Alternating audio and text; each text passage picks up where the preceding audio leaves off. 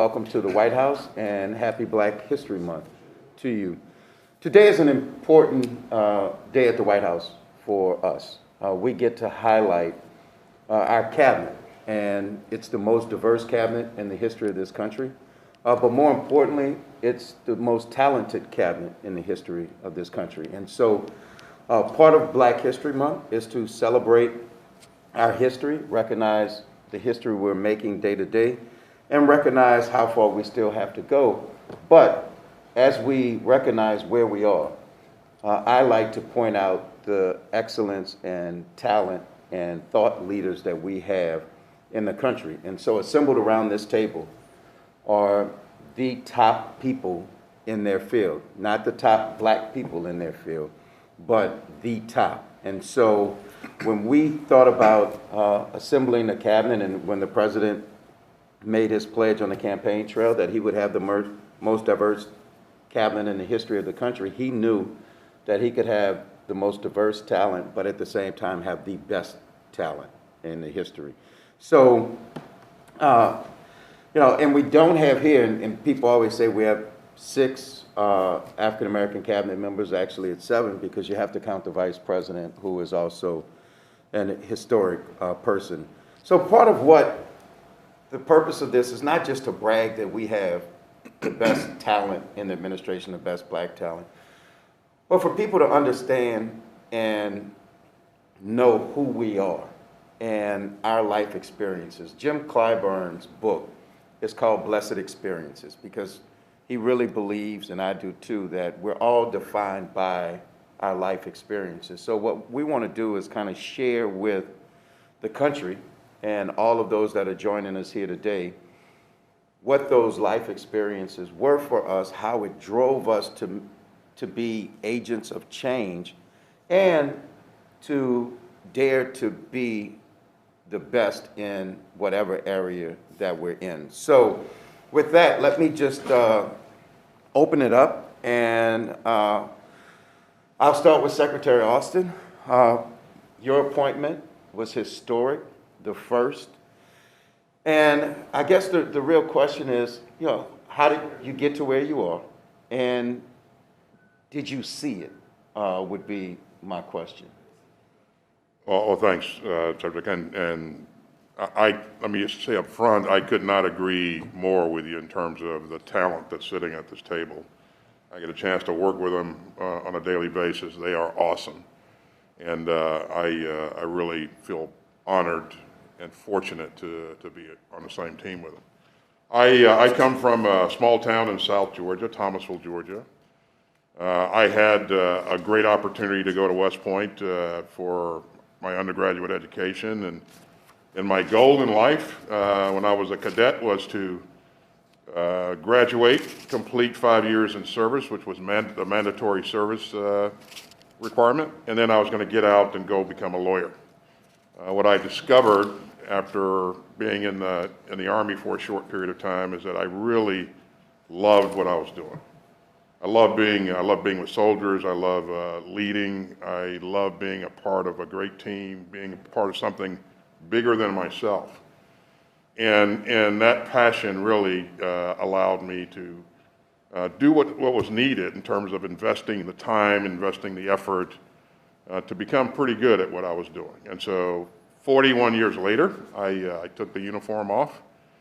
And as you know, I was offered a year plus ago, offered the opportunity to join President Biden's team, and I really feel fortunate to be able to come and join the team. Again, you mentioned his investment in diversity. I cannot speak more highly of the example that he has set, and I know firsthand that the president is committed to that issue. So. Well, thank you. And just so you all know why you all are in the cabinet and I'm not, is because I just can never get it right. So we probably should have started with introducing everybody. So I just wanted to start with just letting everyone know who you are and your role. And I started with our Secretary of Defense, who was the first African-American male Secretary of Defense, Lloyd Austin. We have our acting director, soon to be director of the Office of Management and Budget, Shalonda Young. We have our administrator of the Environmental Protection Agency, Michael Regan. We have to my left a former Congresswoman from Cleveland, Ohio, and Secretary of Housing and Urban Development. We have C.C. Rouse, who is our chair of the Council of Economic Advisors. And then we have Ambassador Linda Thomas-Greenfield, who is our U.S. representative to the United Nations. So in that same light, same question, because some of these things are really historic, but I guess my question for you, Madam Ambassador, is life of working in this area, but, you know, Louisiana, home girl, how did you get here, and what are those moments along the way that you really think had a big impact? Thank you, Cedric, and again, I'm delighted to be here, and I'm honored to be in the President's Cabinet. Like Secretary Austin, I came from a small town in Louisiana, Baker, Louisiana.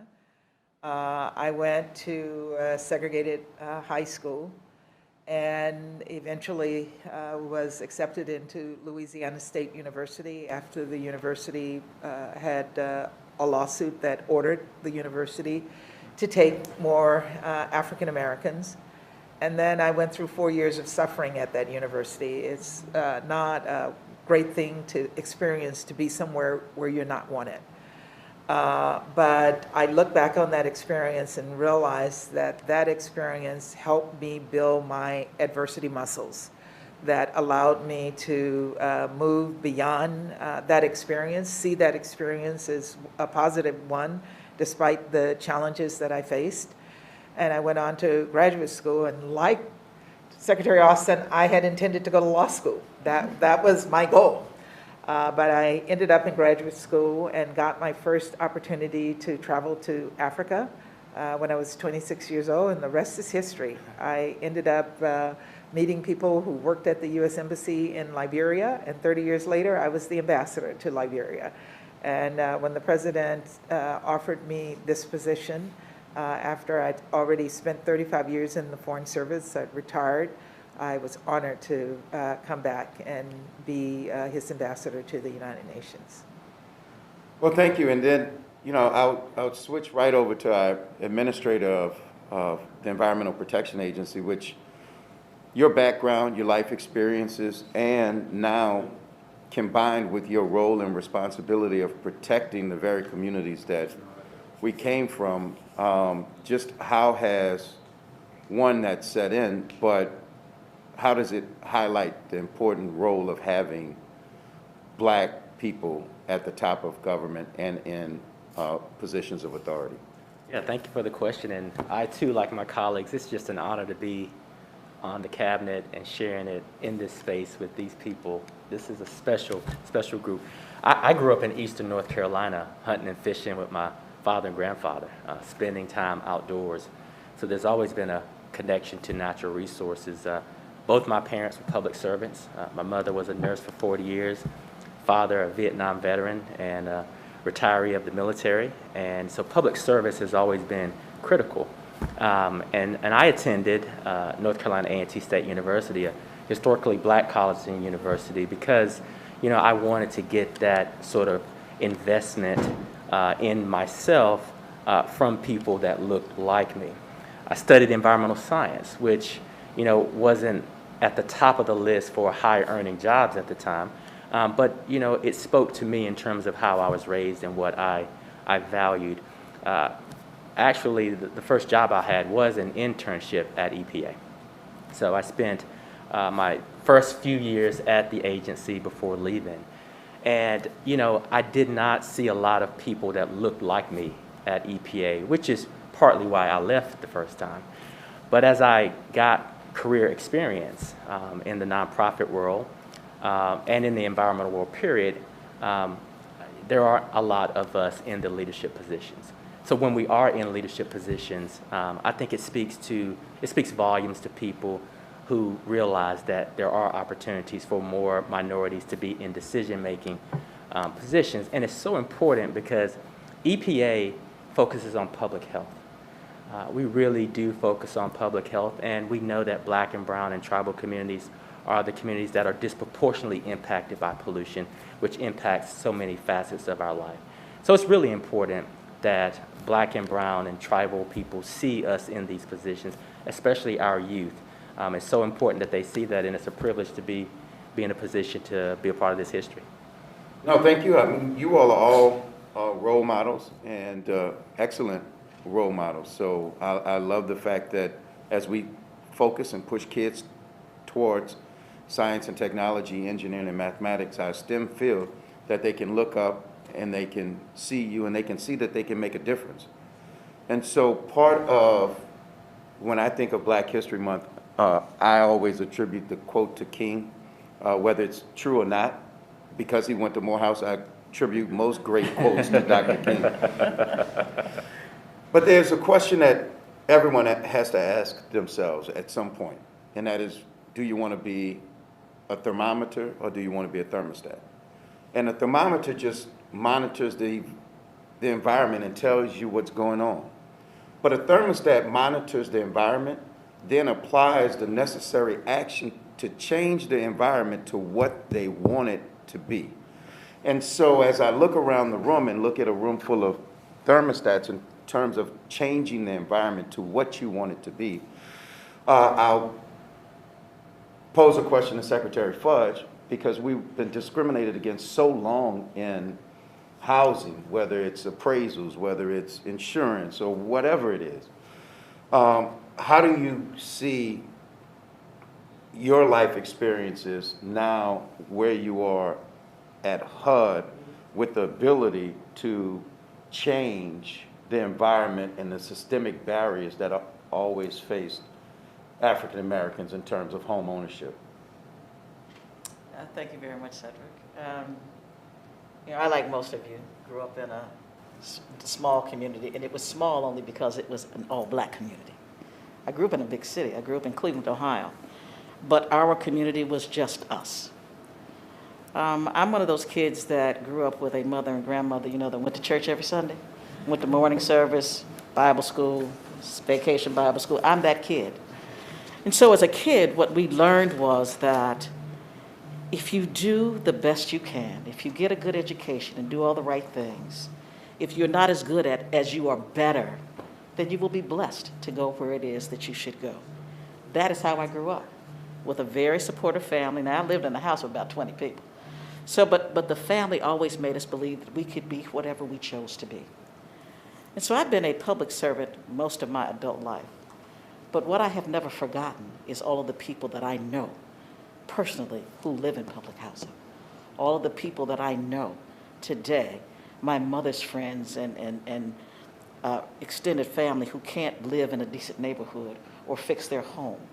And so it is personal for me to be able to make a difference in the lives of the people who got me where I am today. Well, in particular, talking about excellence, gives me great pleasure to kind of pose it to Cece, who's kind of done a little bit of it all and been in a couple of administrations. She's one of those we consider, to just be brilliant. But why don't, how did you see where you wanted to go? I mean, you were dean at Princeton, you BA, master's, PhD from Harvard, but you're in an area where when you were going down that road,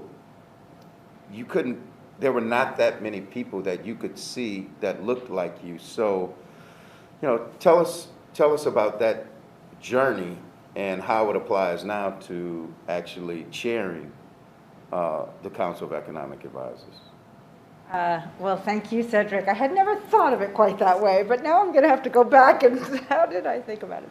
No, but all kidding aside, I really have to go back to my parents, and who always believed in the power of education and who always worked very hard.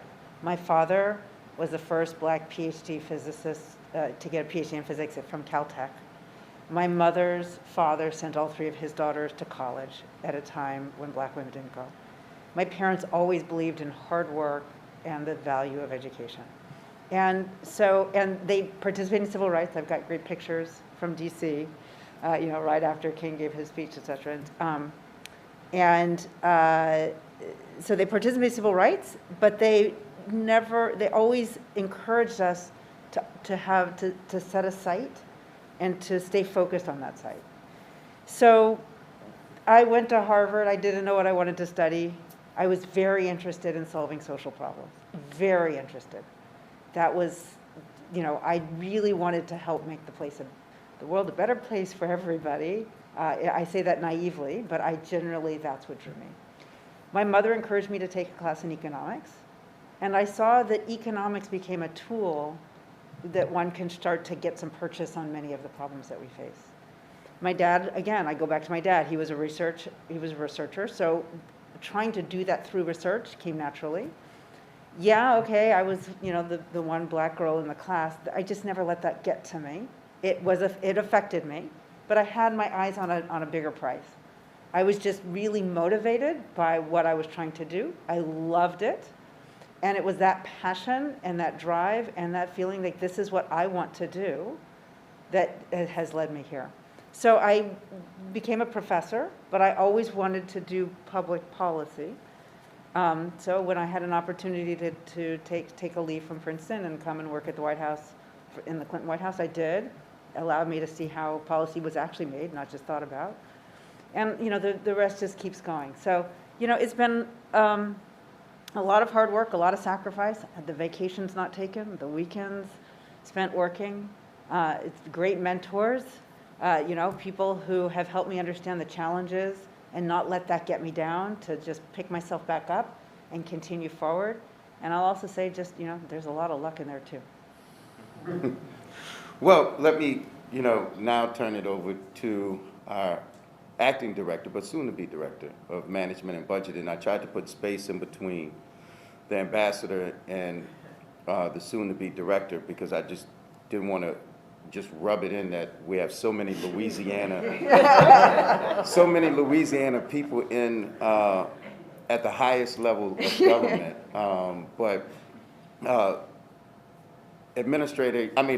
Director Young is probably the most important person in this room, because she controls all of our budgets. Right. And through budgets, and I will say this, people always said, if you show me your budget, you're showing me your values. And having an African-American female from the South in a country town, for us highlights our values, that we believe that everyone is talented, but that we have to invest in people so that they can reach their full opportunity and destiny. And so when we look at you, we see that. But tell me that journey from that country town in Louisiana, like the ambassador, to directing the U.S. budget. My family went to shop where the ambassador's from, because that was a big town compared to ours. And I didn't know, when I was little, I thought we were rich. We were from big places. I didn't know, that we were of modest means. That's just not how my family operated. We had a lot of self-pride. We owned a store, and my grandmother went to college. Somehow her parents knew that was a pathway. In the 40s, she was on the first women's basketball team at Southern University. So I grew up with a powerhouse. So what I'm doing is just an extension. I'm just doing it in a different place in a different way.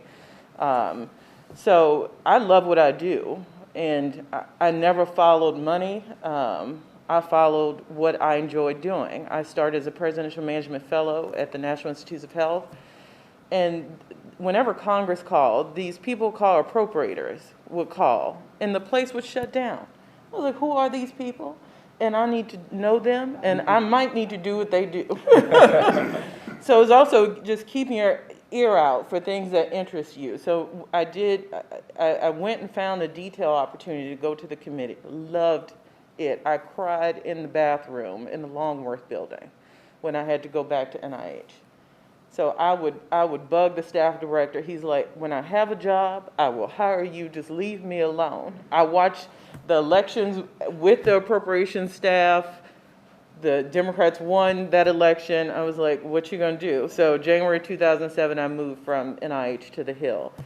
And I loved every second of it. And I got to go from professional staff to running a subcommittee, to working on 5 or 6 of the 12 appropriations subcommittees, and then becoming the staff director.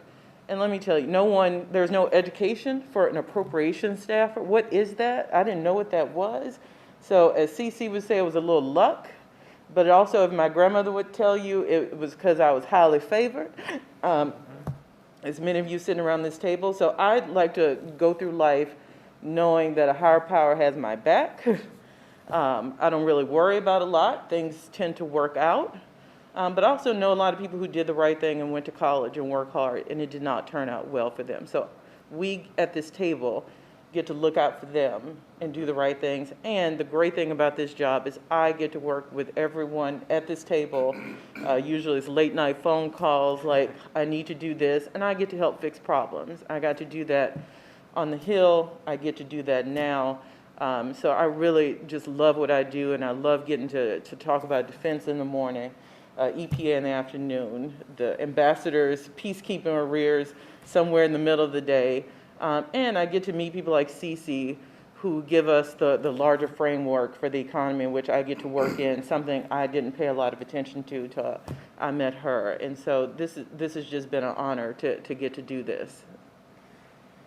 And this question kind of gets asked a lot, like, who was that person who really motivated you and inspired you? But I'm going to change it a little bit, because if I have to answer that question, the answer is my grandfather. And nobody out there knows who my grandfather was.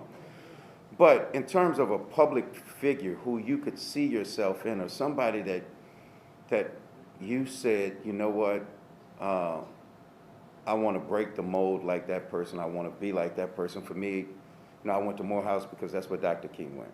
And that's where strong black men went. So that's where my brother and I went. My mom and dad were HBCU grads, Southern University, but I needed to get away from home. But so Marcia, you offered yourself up for public service. You actually put your name on a ballot and had to run. That is a lot different than most people realize, because when you put your name on the ballot, you actually find out how people think about you. But to take all of those steps and risk, who was it that really kind of pushed you so that, one, you knew you could do it, but two, kind of some footsteps you thought you might want to walk in and further?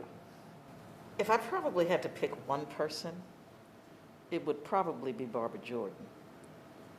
Barbara Jordan, in my opinion, was one of the greatest lawyers in the history of this country. She understood who we were as a people. She also understood the Constitution and where we ought to be. I became a lawyer because of Barbara Jordan. I became an elected official because of Barbara Jordan. I think that if there is any single, because I'm like you, I would have said my grandmother. But I'm like you in terms of a person who captured who we are and made us proud every time she opened her mouth.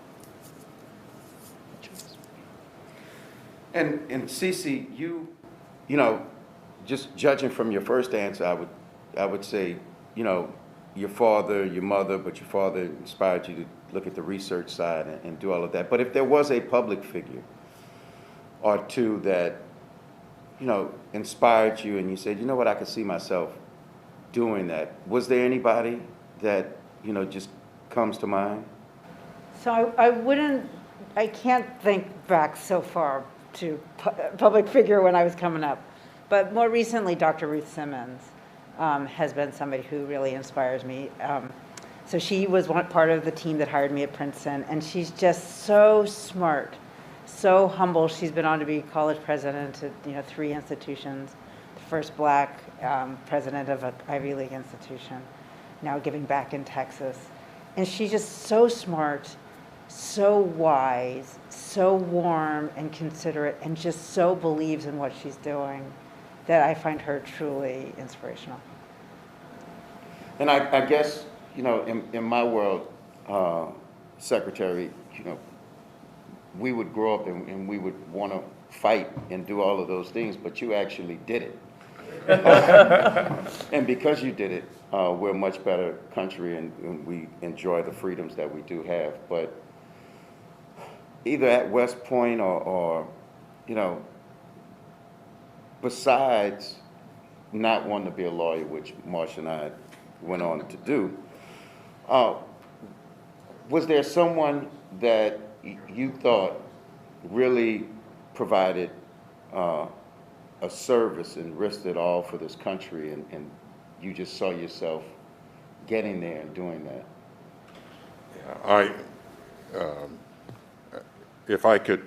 If you will allow me to make one comment up front. You are a general, Yeah. and you're about 6'4". You can do whatever you want to do. So Cedric, I got to tell you, and I know all of these great people very, very well. The display of humility in this room is striking. And I can tell you that it's genuine because I do know these people, but it's striking. And it's not what you would expect, what you would think, by people who have achieved so much. But the common themes that you hear are do things that you love to do, that you can be passionate about. And the supportive family piece, I think, is also very striking. Because if you'd asked me the question that you asked Marsha, I would have said the same thing. It's that family that picked you up and dusted you off. I have had a number of role models along the way, but initially the first tough thing I had to do, Cedric, was to go to West Point and finish and be successful. So one of my initial role model was Henry O. Flipper. He's the first African American to graduate from West Point. He's also from the same hometown that I'm from, in Thomasville, Georgia. And the things that he had to go through in order to graduate and become an officer in the Army, sacrifices that he made, were just extraordinary. And I felt that if he could do that in that day and age, surely I could be successful as well. And so I think he was a great role model for me. Along the way, I had other role models that mentored and helped me, but initially it was him. So. Well, let's shift a little bit, because it's one thing to be there, and it's one thing to have Black people at the top levels of government, but unless it's making a real difference, then it doesn't matter. And so I would shift to you, Administrator Regan, when we, especially this administration, which we haven't talked about the president much, but to have a president who is so focused on equity and inclusion, not afraid to say the word systemic racism or all of the other things that we talk about.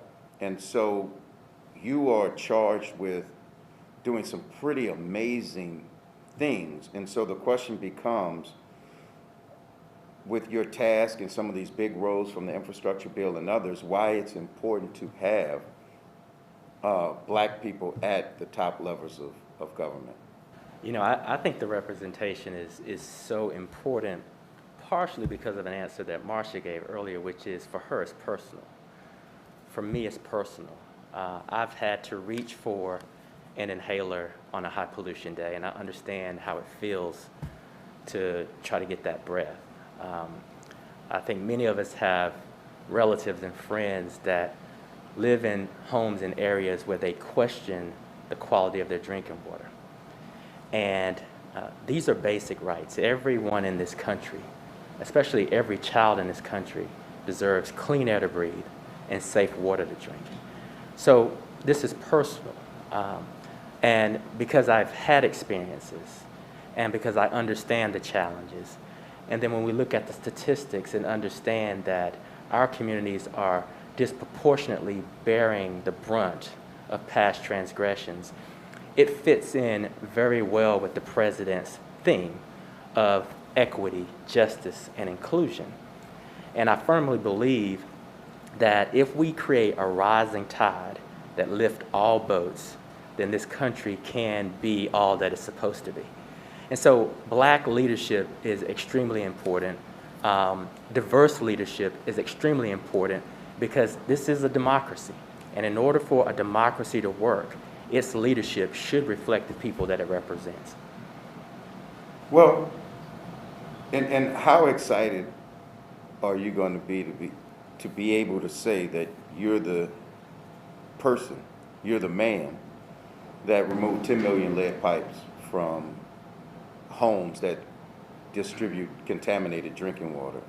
400,000 schools are going to be much better schools because you were there and you saw it through. And it was the vision, I would say, of this entire cabinet, but it's a lot of responsibility, but I'm sure it's great joy to know that something that should have never happened, but should have been fixed a long time ago as we look at Flint and other places, but you're going to be that person to actually get it done.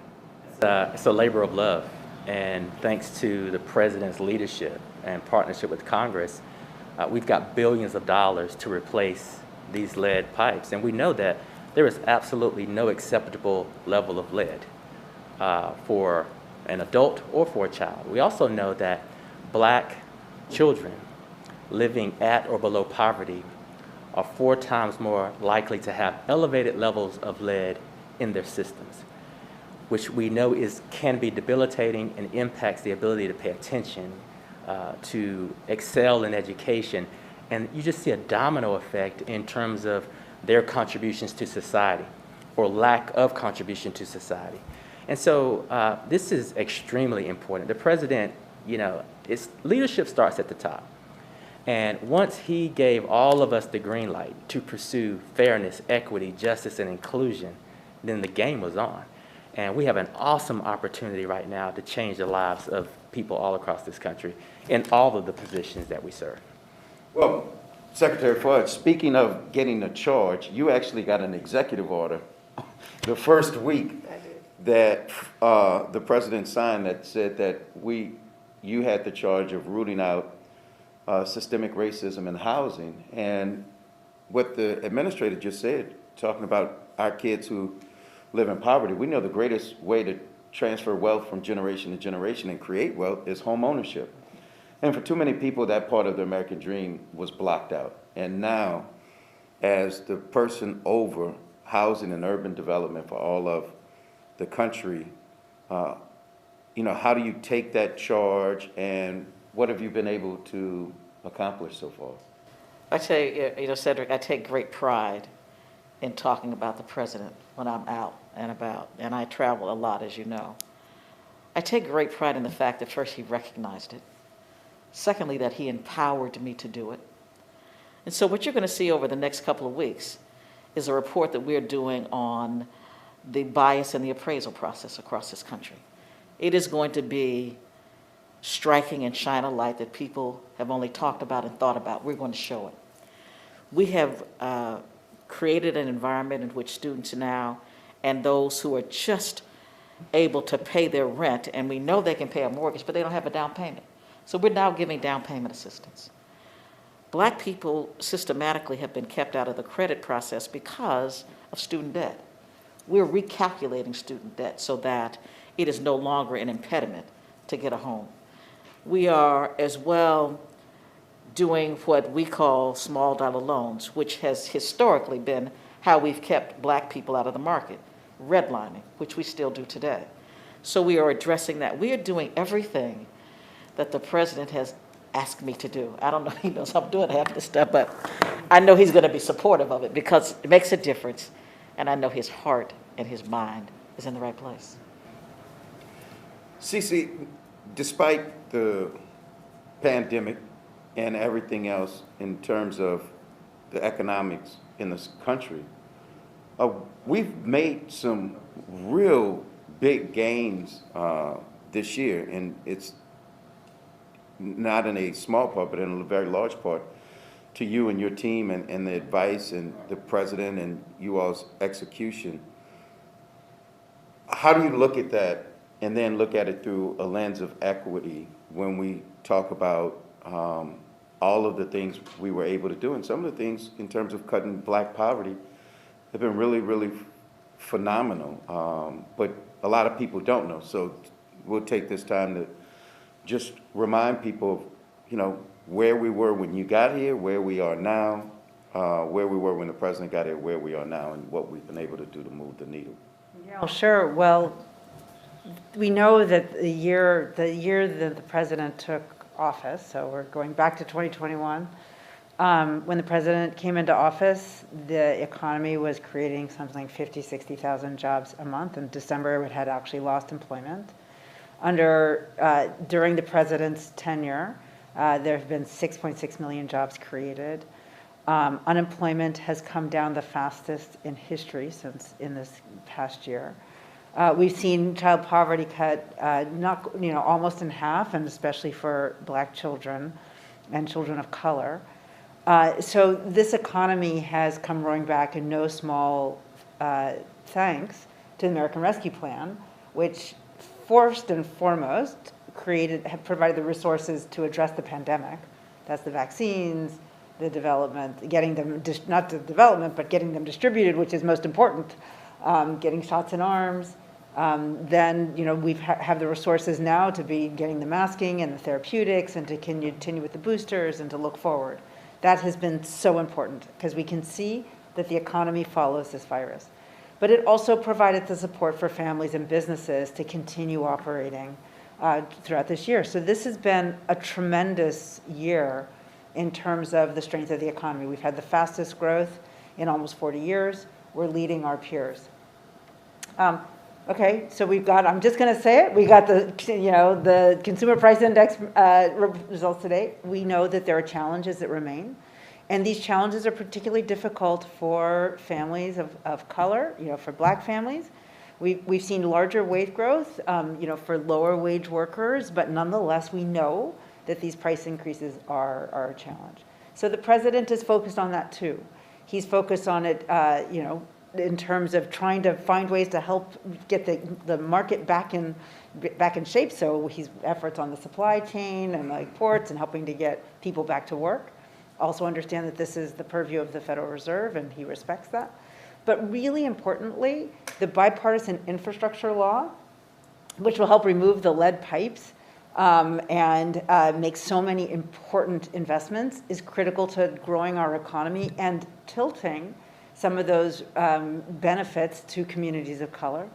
And we really do need in the Build Back Better plan, the elements there, which is the child tax credit, which helped reduce child poverty, the investments in education, including the HBCUs and minority-serving institutions and tribal colleges and universities, are so important. That the care economy, helping to ensure that those, particularly women and women of color, are paid fairly, so that those we love are being taken care of. Those are investments that the president is also very focused on, which will help our communities as well. So it's been a great year. We know there are challenges that remain, and there's more work to be done. I think part of that question about having people at the top that makes a difference. When we came in, we inherited a PPP plan that we passed in Congress that the big companies came in and sucked up all the money. And part of this administration, with the president's leadership or with advisors in a cabinet that looks like this, we were able to level the playing field for those small mom and pop businesses, those minority-owned businesses. And when we talk about the infrastructure bill, because of people around this table, how important we think this is, we put it in an infrastructure bill, but we made the Minority Business Development Agency permanent in the infrastructure bill, made the director of it Senate confirmed, and seated it with about $110 million because we know how important those small businesses and black businesses are to communities. But Ambassador, my question to you is, how do we tie this, because you play in a space that many of us don't pay attention as much because, you know, like my mother said, I'm so busy trying to keep a roof over your head, clothes on your back, and food on the table. I am absolutely not paying that much attention to what's happening outside of my neighborhood, my city, my state, much less outside the country.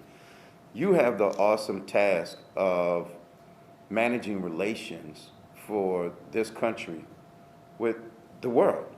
And as a black woman, I know that that is an awesome job, responsibility, but one that you do amazingly well. How does that tie in to, one, Black America, and two, just where we are going forward? I thank you for that question, and it's really an important question because the challenge that I have is not building the relationships.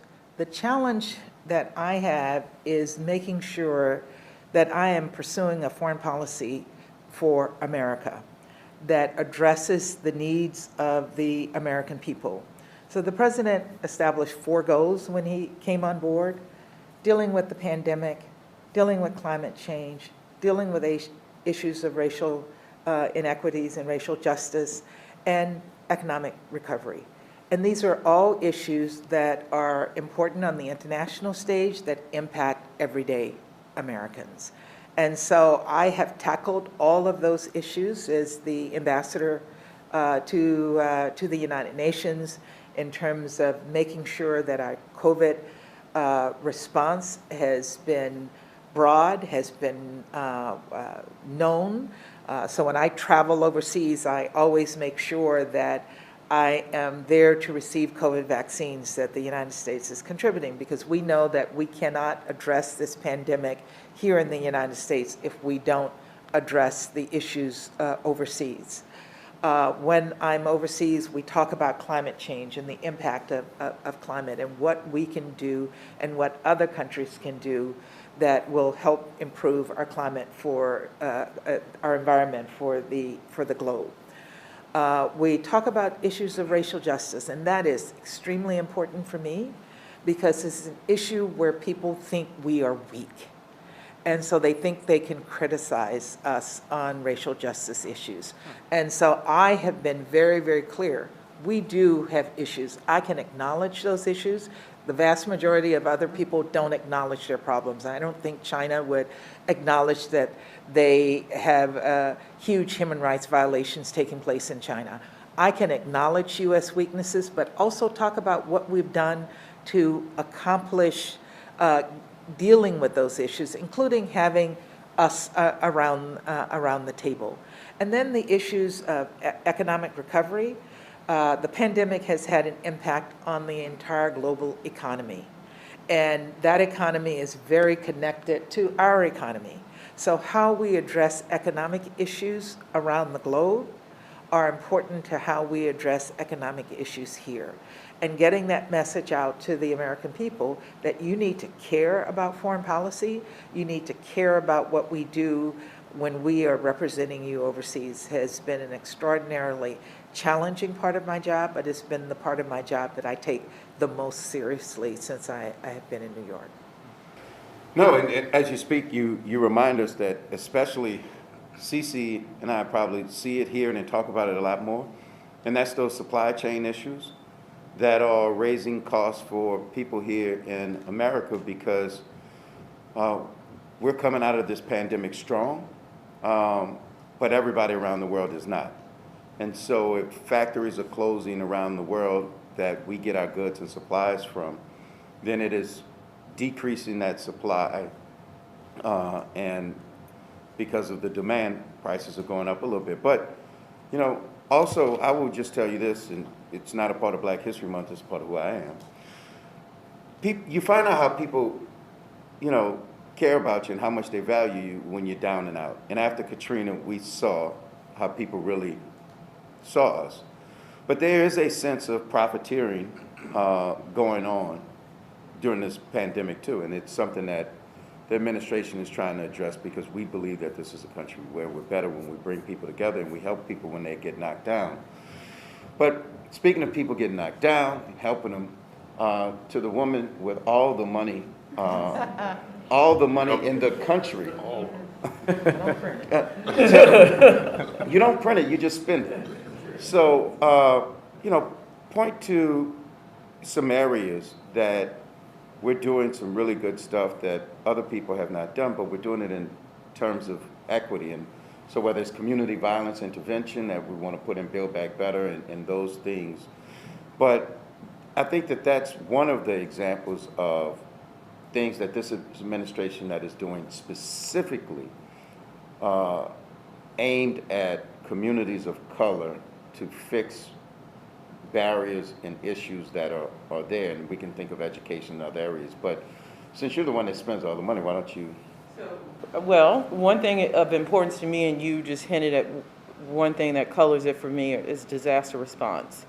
So Cedric probably remembers this. You remember this, Ambassador. Growing up, we had hurricane trackers. You watch the news, and you learn how to be young meteorologists growing up in South Louisiana. So that colors, who you become. And on the Hill, I remember joining the Appropriations Committee. I thought I'd work on health funding issues. And the staff director at the time was like, "You from Louisiana, why don't you go do FEMA?" It's like, "I don't want to do FEMA." He was like, "But we're still recovering from Katrina. Go help it." And it turned out to be a great thing for me and something I continue to look at. I remember one instance, this administration took decisive action. You remember some of our communities don't always have paperwork and titles. You pass it from family member to family member, and that has been a historic barrier to getting disaster aid. So these families who don't have the right paperwork, but it's been in this family, in the Coleman and the Matthews family for 100 years, but yet and still they could not get a tarp on their roof because they did not have the proper paperwork. This administration saw that, fixed it, got ahead of it. We still have a lot more work to do, but those communities, and especially thinking back on Katrina, suffered mightily. And sometimes disaster response did not meet the challenge, especially for communities of color who take a disproportionate share. So we're doing more resilience here in Congress. The two former Congress people passed bills that allowed us to spend on something we call the BRIC program. So we've now, as an administration, implemented that to spend billions of dollars in communities so we don't have the same destruction we had in past storms. And guess what? The climate is changing. And we see that in wildfires. We see that in the intensity of these storms. These 100-year storms are now becoming every few years. And disaster response is something important to me, probably because of where I'm from, and also recognizing that our communities didn't always get the same response that others did. So that's something. It matters who is making the decisions there, and I hope to be a part of that solution. And Secretary Fudge has a big role in how we handle housing after disasters. And you're right, the Community Violence Initiative, that is something new from this president. Our communities disproportionately have a share of violence in neighborhoods. So our proposal not only looks at the justice side, but also the social services side. What can we do? What can we invest in to make sure that we take preventative measures so we don't have to engage the Department of Justice and police side of the equation? So you see the equal resources in Health and Human Services as you do in the Department of Justice. So those are the things where budgets matter. Your budget is your values. This president always says that. And we are trying to do that through the budgets we put out in his name. Well, I think that's why it's so important that you're there, because you come from these communities, and we know that policing is not the only answer that's out there, that we have to deal with the root causes, one, and just like when you look at mental health, we have to look at the reason that you need to mask the pain and the trauma and all of those things. But one thing, and I get to pick on you because you're one of the newest mothers in the White House, but one of the things that the Vice President has taken the lead on and this administration has focused on is maternal health. The fact that black women die disproportionately, about twice as much as their white counterparts in childbirth. And if you look at Native American women, it's worse than that. And so that's why having people with different life experiences and what they bring to the table is so important. So I'll just kind of give everybody just a chance to wrap up with their thoughts of, you know, it might have been one of Dr. King's last books, but the sentiment is the same, which is where do we go from here? And what are those things that we need to drive on, but, you know, what are those accomplishments you still want to have? General, I am terrified to ask you that question. In terms of where do we go from here, we will, you can answer that in as broad terms as you possibly can, and then we'll just go around. Well, thanks, Cedric, and thanks for doing this. Again, this has been a great session, and I truly feel that I could stay in this room with this group for the next 5 hours and still be thirsting for more about them and about their past. Where do we go from here? One of my goals, my major goal coming into this job, Cedric, is I'm honored to be, you know, the first African-American Secretary of Defense, the 28th Secretary of Defense, but I really don't want to be the last African-American Secretary of Defense. And so I want to make sure that I create the conditions that, you know, young people out there that are looking at this video can really relate and say, I could be him, or I could, you know, I can be very, very successful in a Department of Defense if that's, you know, if that's what I choose to do. As you know, what I think about every day, 24 hours a day, is defending this country. I have a great team that's with me, that helps me do the things that we need to do. But I think, again, as I do that, you know, one of the things I want to do is make sure that I create as an inclusive environment as possible. You know, diversity is really important to us, and I think the military has led the way in a lot of cases with respect to diversity. I got to make sure that we continue to make strides, and I equate diversity being to being invited to the dance. Inclusion is actually being asked to dance. So just because you're a diverse organization doesn't mean that you're actually inclusive. Doesn't mean that people feel that they're a part of the organization, that they're welcome.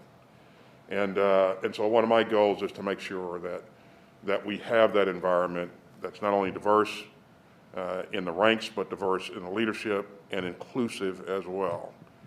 And then one final comment, I would just make the point that I believe this cabinet is very inclusive. Every time that I'm with the cabinet members, I've always felt welcome and always felt, you know, that I was with teammates that I could work with and trust and count on. So I'll stop there. Well, Shalonda, besides passing the budget, Well, since you brought up my daughter, and I will admit I don't talk about it much because my hormones are still elevated, and I look at her and I want to cry every time because I can't believe she is here. But where we go is now colored by what I see in her future. You know, I really like to not have to give the speech. I think many of us probably got at this table that you have to be better. She should be able to work as hard as anyone else.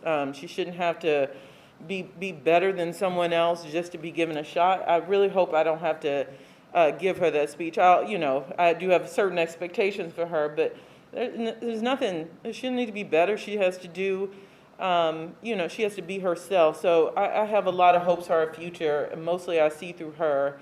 I hope she's not impressed by anything that I do, and my guess is she won't be. But because I want this to be normal for her, and for this not to be an exception to the rule, but something she sees as normal. When COVID is you know, a little bit more regulated, I look forward to her, you know, getting to meet all of these lovely cabinet members and knowing that this is a regular course of action. And I'll say, you didn't ask me who I looked up to. Mine came later in life. Michelle Obama just seeing her in this White House was such a big deal to me, and just meant a lot to me. Even though I was well in my 20s in my career, she was just the epitome, and she took a lot of flack for just being herself. From the south side of Chicago, she felt a lot like the people I grew up around. So I hope the future, that isn't you know, an exception to the rule, but something our children are used to seeing. well, we have. I'm being told we have to wrap, but on that, I will say that this administration will not stop, and in the next 10 weeks or 3 or 4 months, we're going to have and get confirmed the first African-American woman on the Supreme Court. She's going to be the best legal mind. She's going to be one of the best on the court. And we are proud of that moment. And we're just as proud of this cabinet. And we don't get to ask a whole bunch of questions, but the next time we're together, I want to know how it feels to walk through the airport with detailed security, and people say, who's that? What do they do? So look, thank you all. I want to thank everybody for tuning in to our Black History Month roundtable that we're having. But just know, and I would just encourage you to go research these great individuals and do the research on African Americans' contribution to this country, because if you look at it, this country would not be what it is, from the light bulb to everything else. So thank you all, and thanks for coming in and hanging out in public housing. Marsha. Thank you. Thank you, Cedric.